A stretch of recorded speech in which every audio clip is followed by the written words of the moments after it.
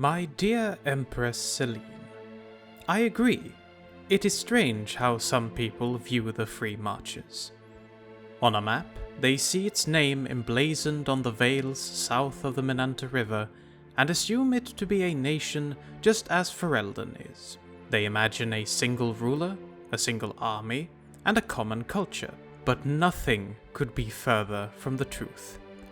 Our dour, serious folk in Tantervale are not at all like the wild revelers of Wycombe, who in turn are nothing like the self-important traders of Kirkwall. We are many nations squashed under one name on a map, because the truth won't fit inside the borders. A lovely saying I heard once: we have a prince in Starkhaven, a margrave in Ansburg, a Tyrn in Ostwick, and a viscount in Kirkwall, yet we accept no king in the Free Marches. At least, not since Pyrrhus appointed himself king 7 centuries ago, which was immediately and unanimously opposed by our many great nations. We may only come together to face a common enemy, but when we do, we're a formidable ragtag bunch. Did you know that Grey Warden Garahel also united us during the Exalted Age? We marched together proudly to defeat the Darkspawn at Aisley, and immediately afterwards returned to our petty bickering. The most important thing to know about the Free Marches is that we're free. We determine our own destiny, and that pleases us. Beyond that, the only other time we coalesce is when the Grand Tourney comes to town. Then, we boldly express our pride to any foreigners who'd listen. We'll kiss freedom on the lips and even lock arms with a proud Starkhavener. Alas, it lasts only a day. But there's no harm in that, right? Hello and welcome, dear Sirars and Messeres, to another lecture of Dragon Age, the history and lore of Thedas, with me, Professor Absalom.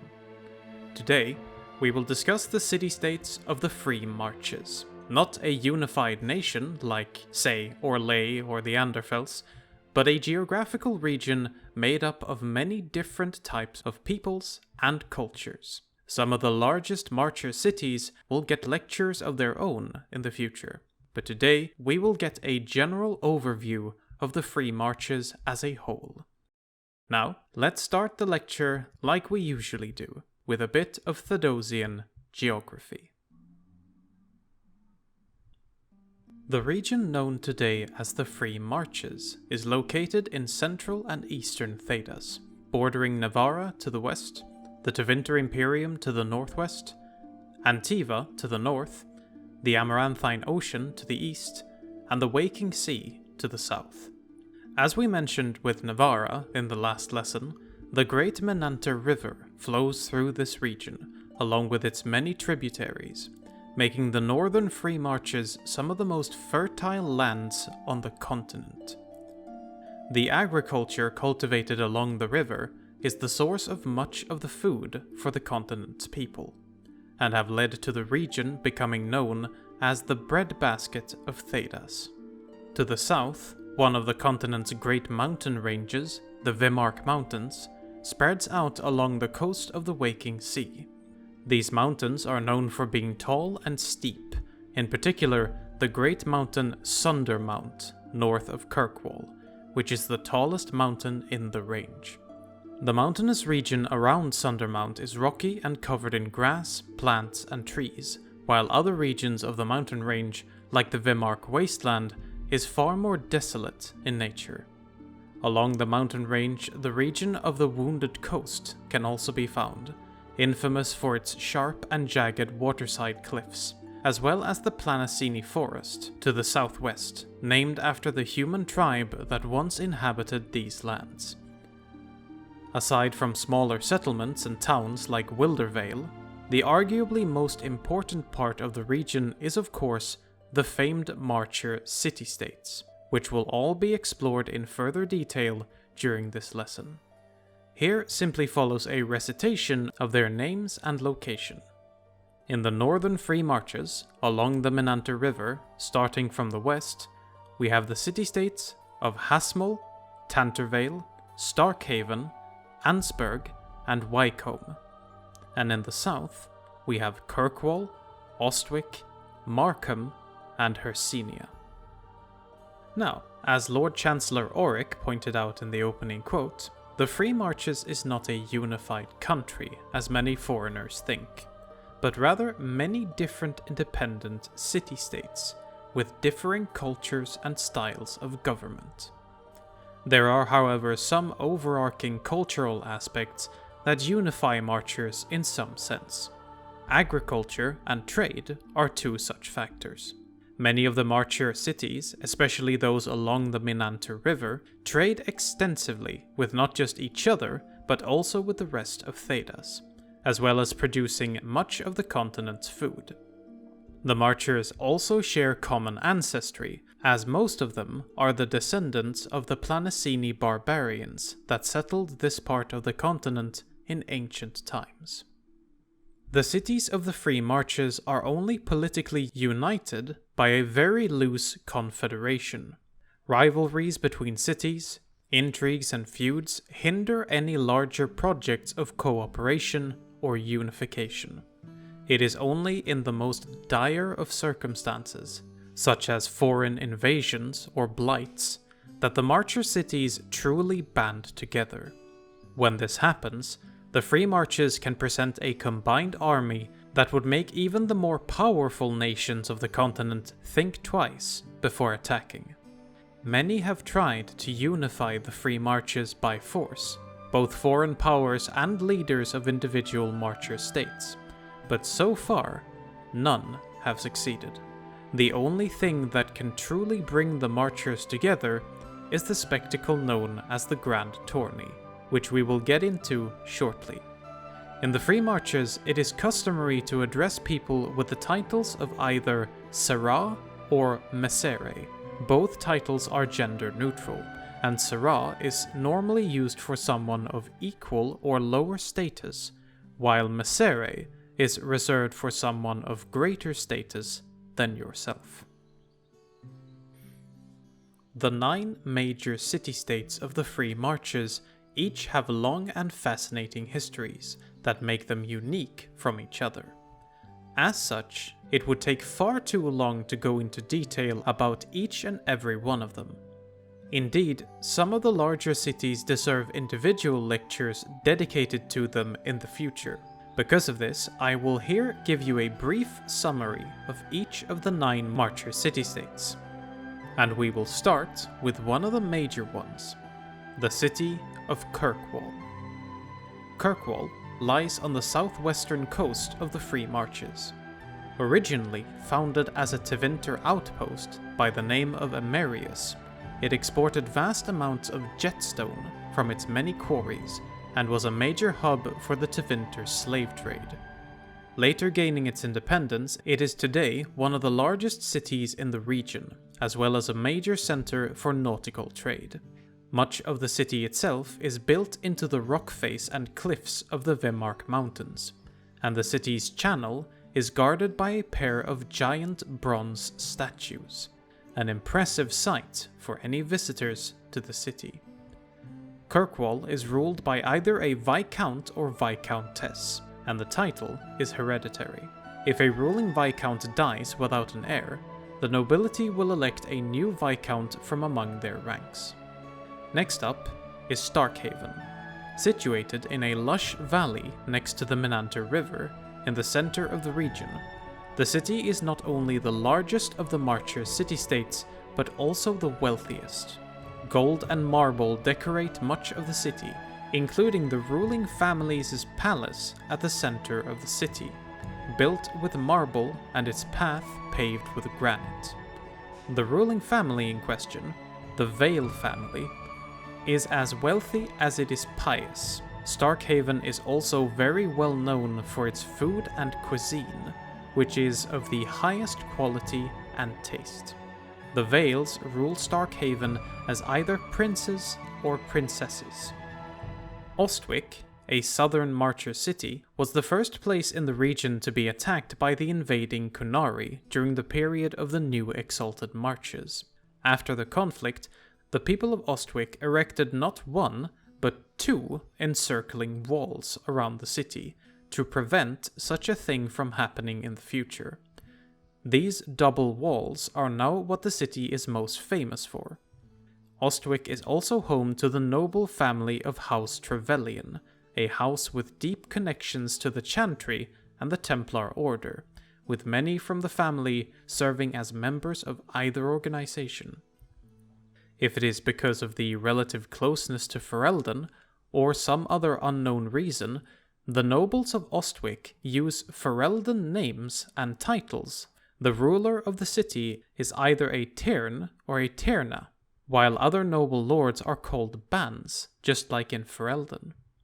The walls of the Tern castle in Ostwick are decorated with carved wooden panels displaying scenes from the Kunari wars fought on the waves of the waking sea. The city-state of Tantervale lies in the western Free Marches along the banks of the Menanter River.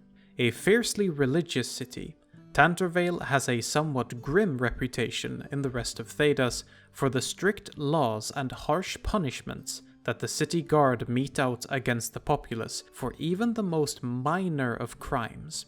In Tantervale, Chantry word is the law, and the law is all but absolute. Tantervale is governed by a Lord or Lady Chancellor.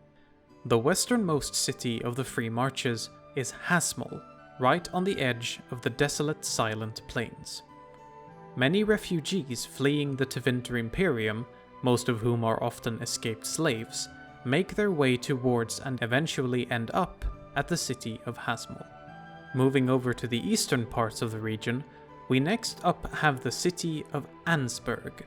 Despite being regarded as a backwater by some, this city-state is a flourishing center of agricultural trade in the region.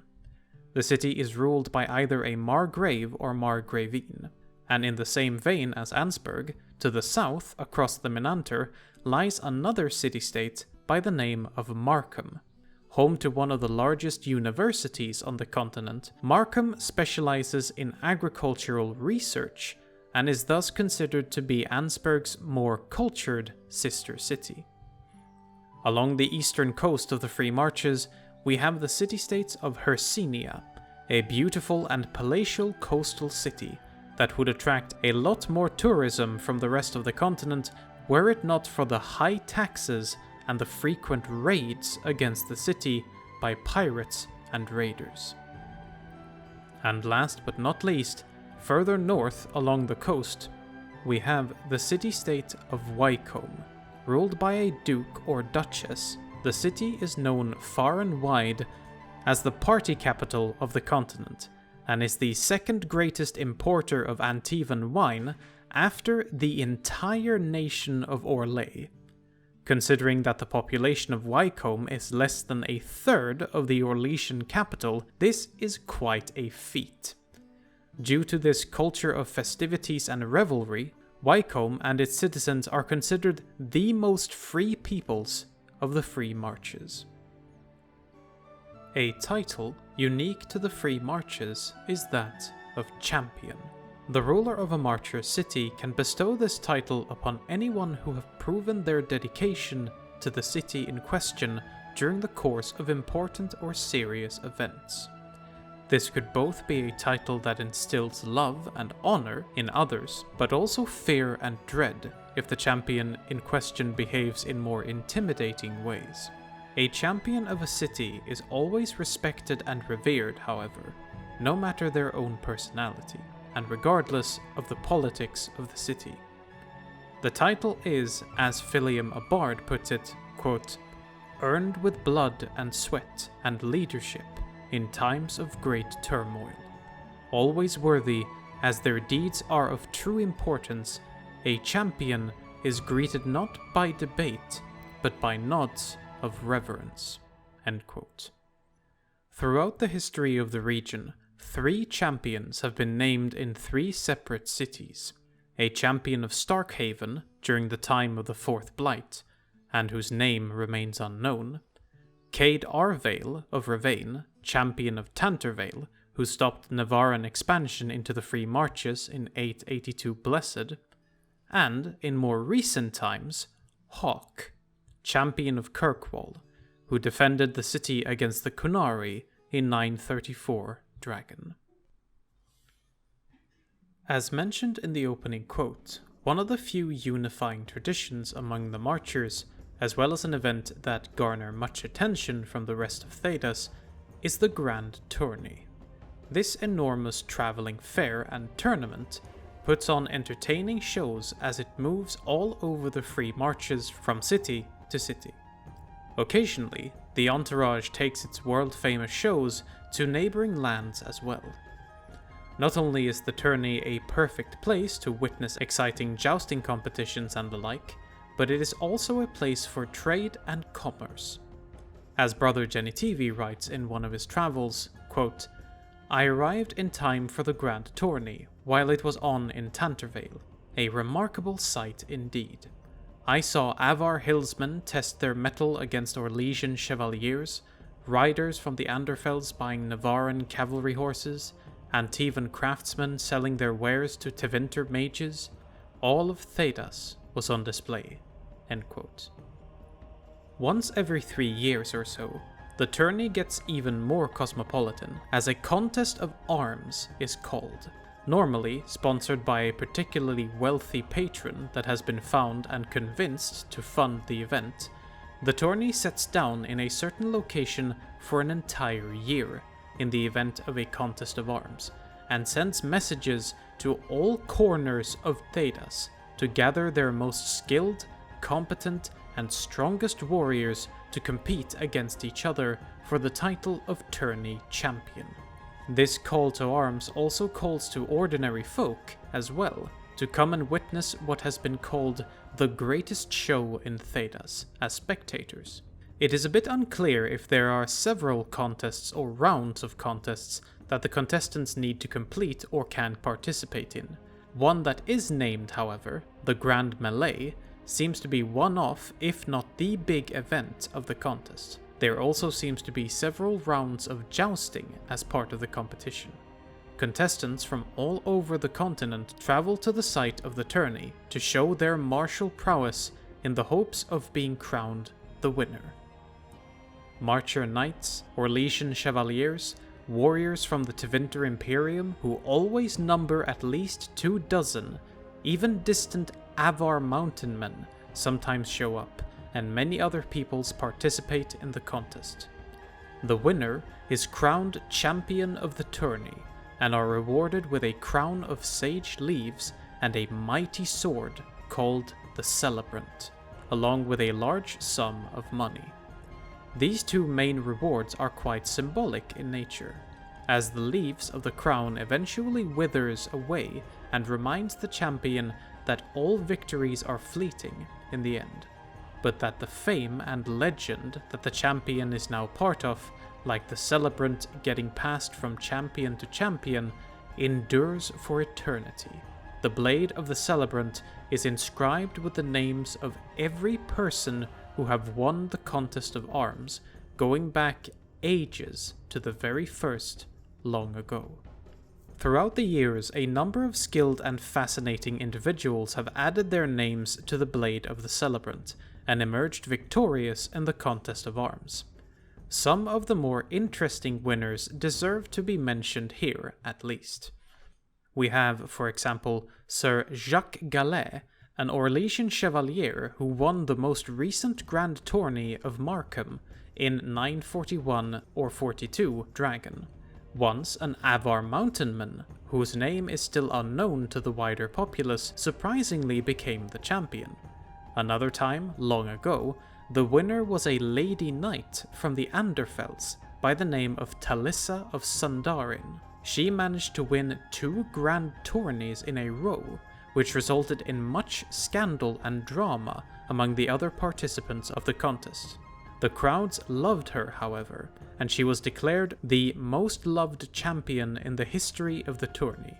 Lady Talissa's participation seemed to have inspired future generations, so to speak, as during modern times, many participants and victors of the tourney have been female, like Lady Honrine Chastain, champion of the Grand Tourney of Tantervale some years ago, famed for having participated in 400 jousts throughout her career and having never been unseated.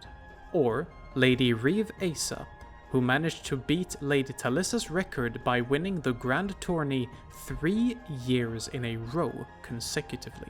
Then, we of course have the famous, or maybe infamous, case of Sir Reginald Vale.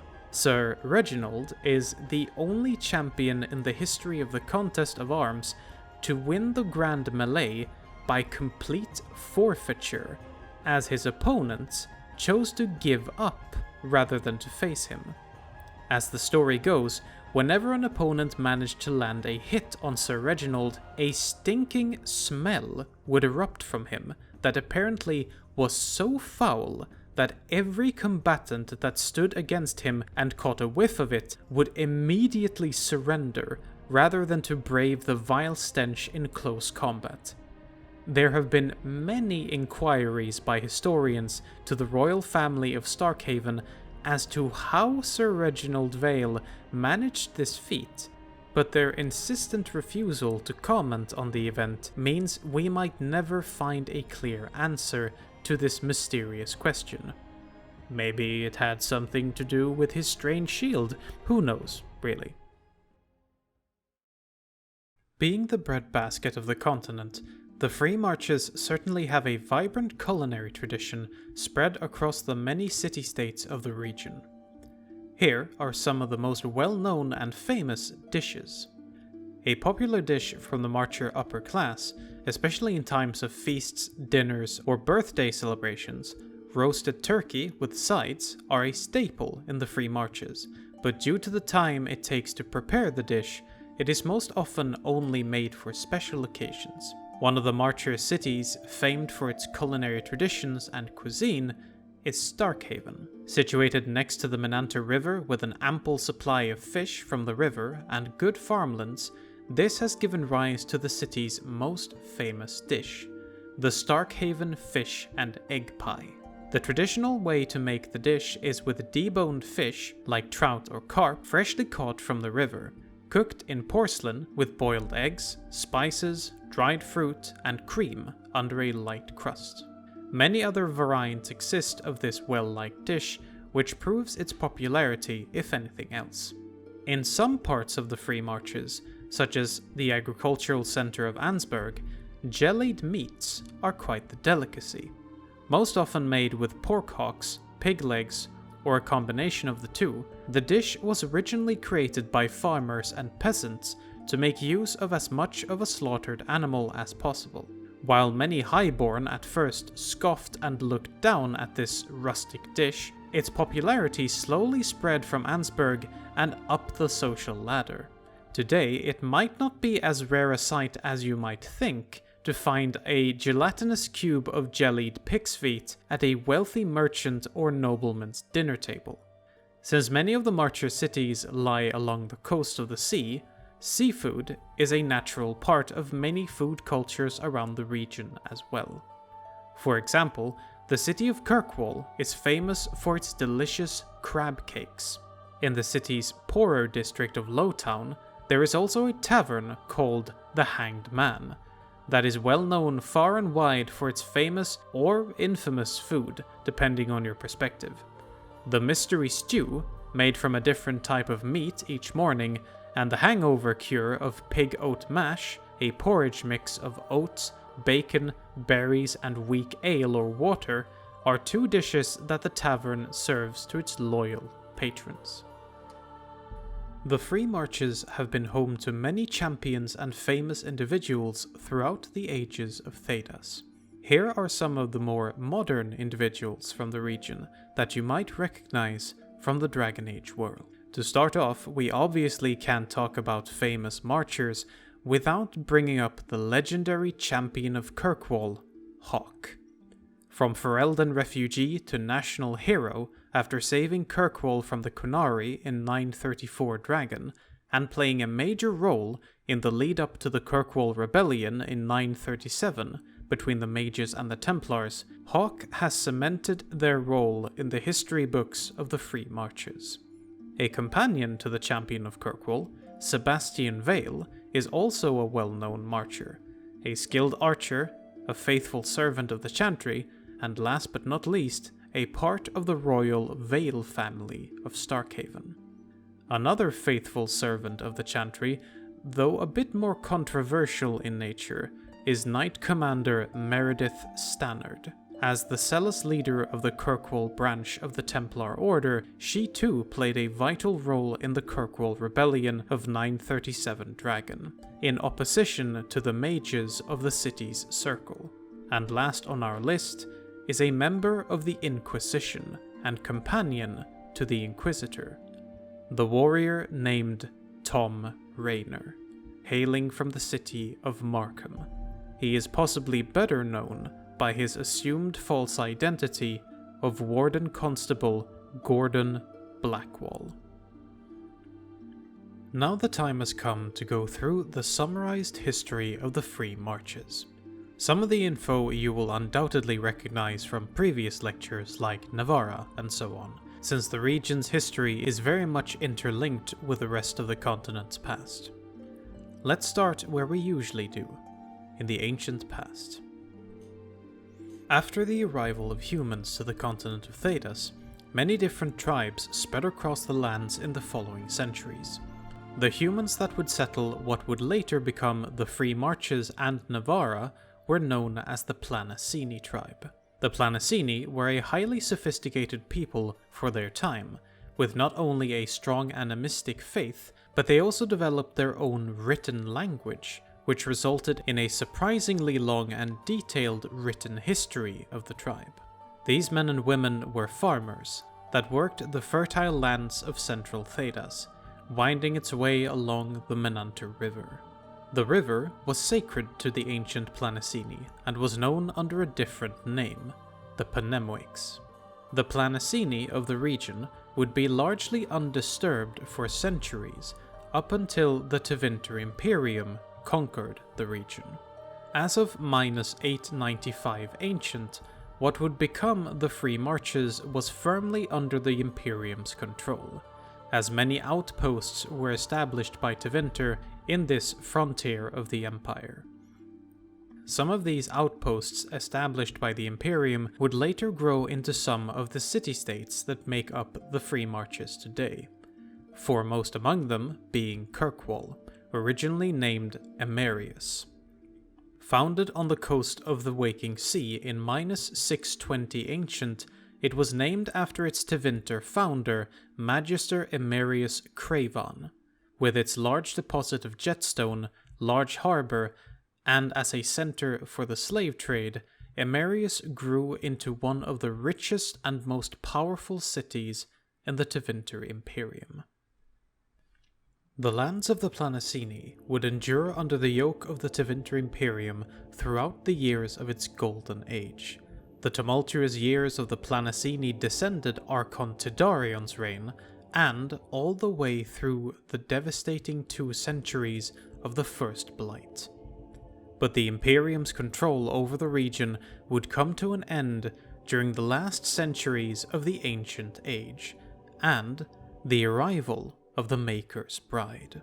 In -180 Ancient, a mighty Alamari army crossed the Waking Sea to invade the lands of the north, held by Tevinter, led by Andraste and her husband Maferath. They brought the words of the Maker and sought to end the slavery and tyranny of the Imperium's magisters.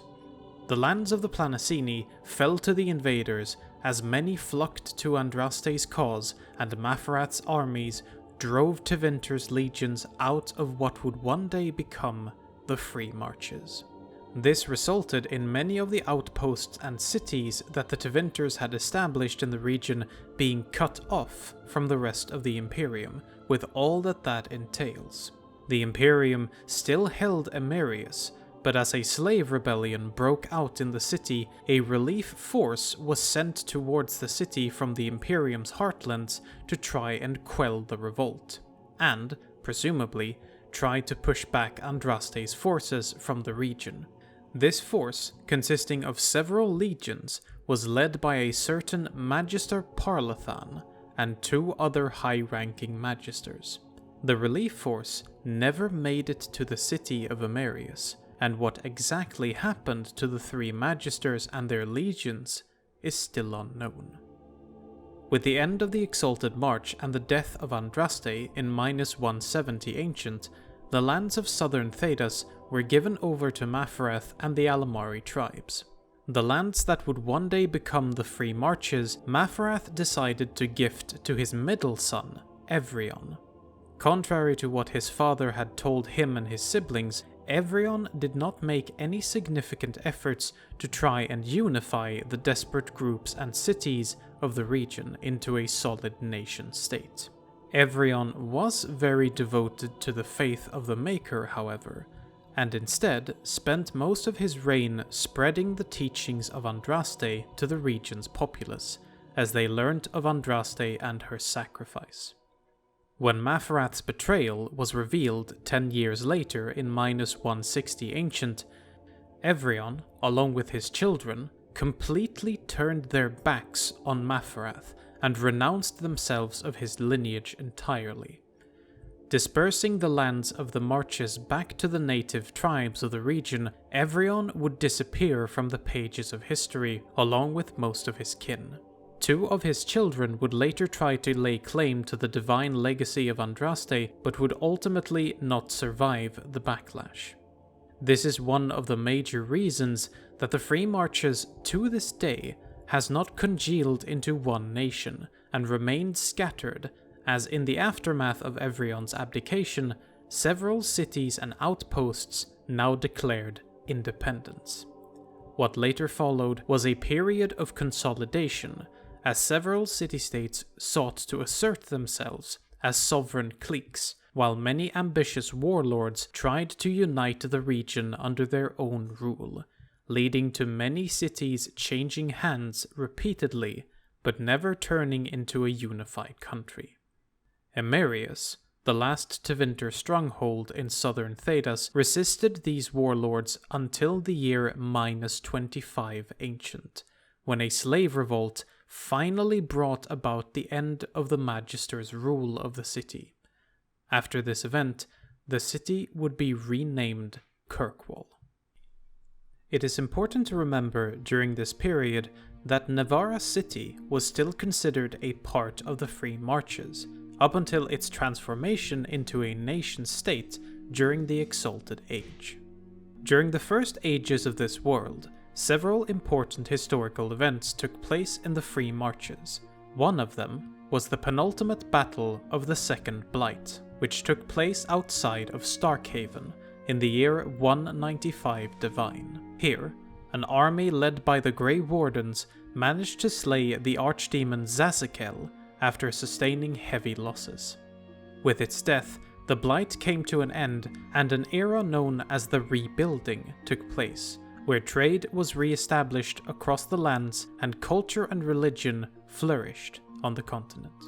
Starkhaven, largest and most prosperous of the city-states of the Marches, would, after the Blight's end, become governed by a new king by the name of Pyrrhus.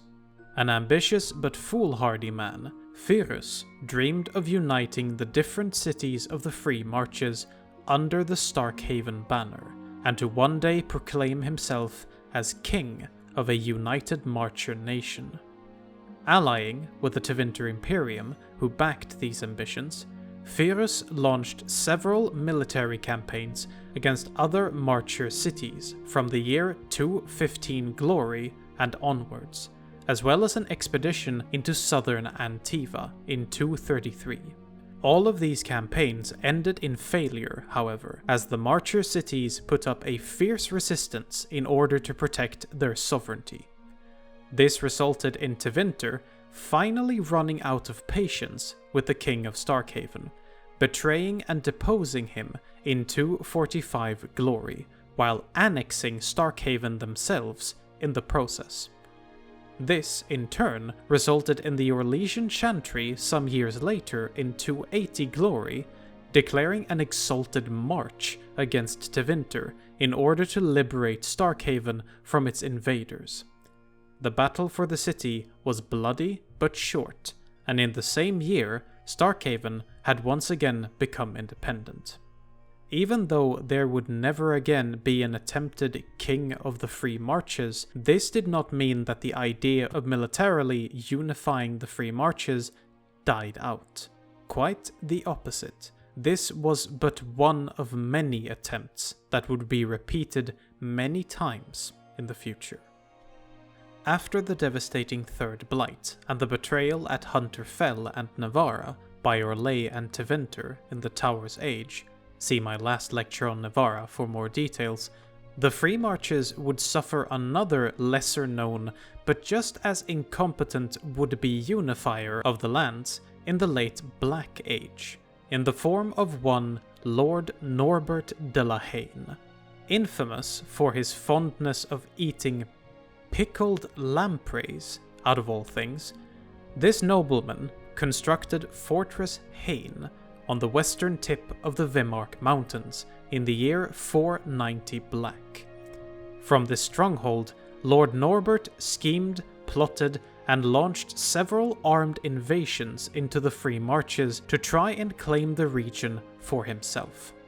These all ended in failure, and the Marcher cities called for De la Haine's execution, as an army was gathered to bring him to justice. Escaping to and barricading himself within this fortress, Lord Norbert withstood a 100 days long siege until he was brutally assassinated in his sleep by a group of Antivan crows. So ended another would-be conqueror, and the fortress was left abandoned up until the days of the Fourth Blight. This blight lasted for 12 years, from 512 to 524 Exalted, and would hit the Free Marches very hard. Both Wycombe and Kirkwall was forced to evacuate their civilians with the help of the Grey Wardens. As the region was devastated by the Darkspawn, Fortress Haine was set up as a temporary base for the Grey Wardens, and served as a haven for refugees from the Marcher cities and beyond during the conflict. The war would come to an end some years later, however, as the Grey Warden Garahel managed to bring together the divided Marcher cities into a formidable military alliance that, together with many other peoples of Thedas, finally brought about the end of the Archdemon Andoral at the Battle of Aisley in 524 Exalted. Garahel to this day remains one of the few, possibly the only one individual in Thedosian history who have managed to unite the Free Marches under one banner in such a way. The aftermath of the Fourth Blight would also see the rise of Navarra from Marcher City to a separate, full-blown nation-state under the war veteran and king Tylus van Markham.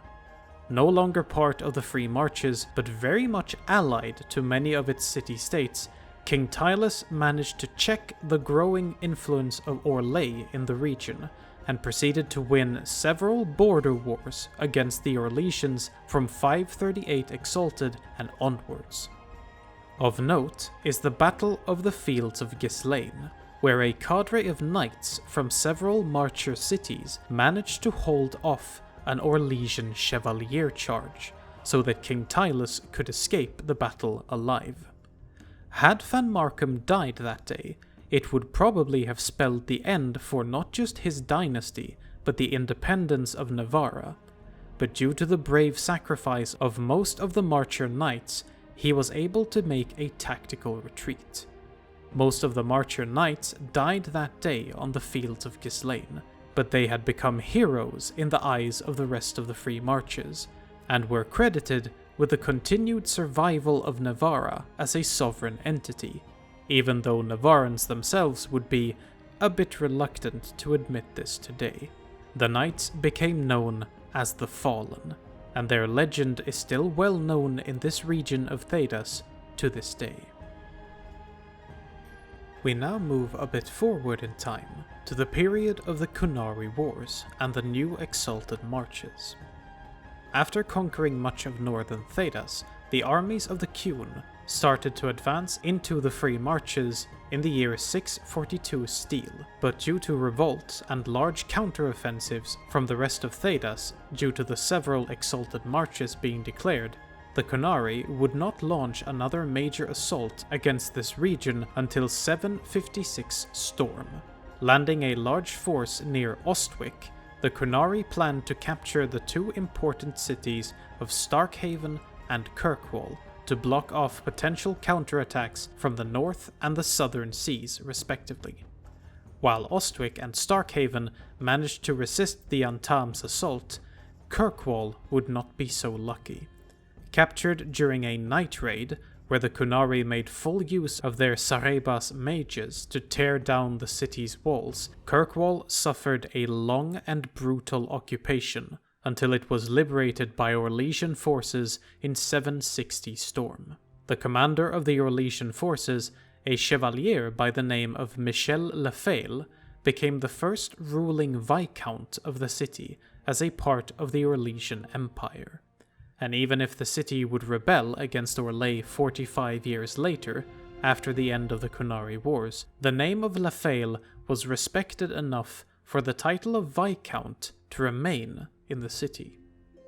The following Blessed Age saw yet another attempt at forcefully unifying the Free Marches, this time by the former Marcher city and ally of the region, Navarra. The Marcher city of Hasmol was quick to fall, and the Navarran king became convinced that the rest of the Free Marches would be easily swept aside. He would achieve what King Pyrrhus of Starkhaven had failed to do ages before, and unite the Free Marches under one nation. This would not come to pass, however, as the Navarran army was halted and driven back from the city of Tantervale in 882 Blessed by an unlikely hero, a Ravanian by the name of Cade Arvale. For the bravery he had shown in defending the city, Arvale was proclaimed Champion of Tantervale, as the Navarran invasion was turned back and eventually ended. During the modern Dragon Age, several major historical events have taken place in the Free Marches, and some of them have had greater consequences for Thedas as a whole. In 921 Dragon, after trying to expel the local Templar order from Kirkwall, the ruling Viscount of the city, Perrin Threnhold, was overthrown by the Templars led by Meredith Stannard, and a new Viscount, Marlowe Dumar, was chosen to rule the city instead. Some years later, in 925, the Ferelden king, Maric Therin, is lost at sea and later presumed dead en route to the city of Wycombe in the Free Marches. Apparently, he was to attend a very rare meeting with the Marcher Lords to explore the possibility of unifying the region into a nation-state through diplomatic means. This was an unprecedented event in the Free Marches' history, that so many of the leaders of the city-states were entertaining the idea of finally turning the region into a sovereign country, and it seemed like King Maric had carried an immense amount of respect and influence among the leaders of the Free Marches, to have them all gather and consider the idea. For when he failed to show up in the Free Marches, the lords fell back into the petty squabblings that they were at this point infamous for. Which really makes one wonder, if King Maric had made it to Wycombe during that journey, would his presence have been enough to finally unify the Free Marches into one nation? Sadly, we will never know. At the start of and in the aftermath of the Fifth Blight in Ferelden, from 930 to 931 Dragon, Starkhaven and Kirkwall would be scenes for many of the region's major historical events, more so in the latter's case. The city, along with many other Marcher cities along the coast, would see a large influx of refugees from Ferelden. Starkhaven suffered not only a coup in 931, where most members of the ruling Vale family was brutally killed, but the local Circle of Magi also burned to the ground in a mysterious fire the same year. As for Kirkwall, the city had to deal with a large group of Kunari and their Arishok, who had become stranded in the city the same year. After a series of conflicts and provocations during the following years between the city and the Horned Ones, the Arishok and his forces invaded the rest of the city in 934, which resulted in the death of the ruling Viscount. The invaders were eventually repelled and the city saved due to the efforts of the hero Hawk, who was later proclaimed Champion of Kirkwall for his heroic actions. Kirkwall would also be the scene for the Mage Uprising in 937 between mages and Templars in the city, which broke out when the apostate Anders destroyed the Kirkwall chantry, killing many civilians inside. This event would, along with the rebellion, be the catalyst that would trigger the major war between mages and Templars on the continent that would rage during the coming years. Following the Inquisition's conflict against Corypheus and the Exalted Council in 944 Dragon, there have been some changes in leadership in regards to the two major cities in the Free Marches. If rumors are to be believed, Starkhaven is once again ruled by a member of the Vale family by the name of Sebastian Vale, and Kirkwall apparently have a new Viscount, the world-famous author and former inquisitorial operative Varric Tethras. Stranger things have happened, I guess, and time will only tell what awaits the Free Marches and the rest of Thedas as the shadow of the Dread Wolf draws ever closer in the years to come. This concludes our lesson on the Confederation of the Free Marches. Join me next time when we will learn about the last major nation of Thedas, the Kingdom of Ferelden. Until then, study well, my dear students. I have been Professor Absalom, and I will see you all in the next lecture. Thank you very much for watching this video. If you enjoyed the content, be sure to subscribe, like, comment, and check out the other videos on the channel. More interesting lore videos will be coming in the future, so keep an eye out. Thank you once again, and until next time, have a good one.